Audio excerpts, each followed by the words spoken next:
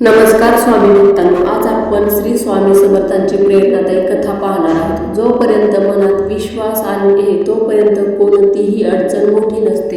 एक तरुण अनेक अपयशांनी खचून गेला होता. व्यवसायात तोटा, नोकरी मिळत नव्हती आणि घरची परिस्थितीही कठीण होती. एके दिवशी तो निराश मनाने स्वामी समर्थांच्या मंदिरात गेला. त्याने डोळ्यात अश्रू आणून प्रार्थना केली, स्वामी, मी खूप प्रयत्न केले पण प्रत्येक वेळी अपयशच मिळाले. आता माझ्यात ताकद उरली नाही. मंदिरातील एक वृद्ध व्यक्तीने त्याच्याकडे पाहिले आणि शांतपणे म्हणाले, बाळा, स्वामी समर्थ नेहमी म्हणतात, भिवू नकोस, मी तुझ्या पाठीशी आहे.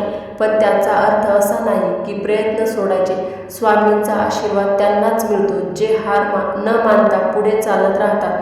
त्या शब्दांनी तरुणाच्या मनात नवा आत्मविश्वास जागा झाला. त्याने पुन्हा मेहनत सुरू केली. प्रत्येक अपयशातून शिकत तो पुढे जात राहिला. काही महिन्यात त्याला चांगली नोकरी मिळाली आणि आयुष्यात यशाची नवी सुरुवात झाली.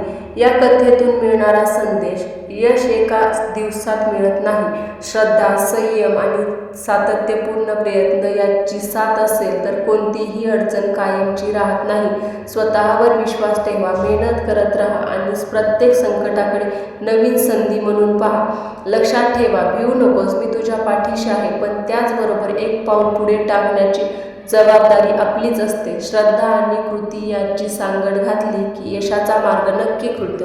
स्वामींवर विश्वास ठेवा, आपले प्रयत्न चालू ठेवा, स्वामींचं नामस्मरण करा, नक्कीच आपल्याला यश मिळेल. स्वामी आपल्या पाठीशी असतात. जर तुम्हाला हा व्हिडिओ काही शिकण्यासारखं भेटलं असेल तर व्हिडिओला लाईक, शेअर आणि कमेंटमध्ये श्री स्वामी समर्थ नक्की लिहा.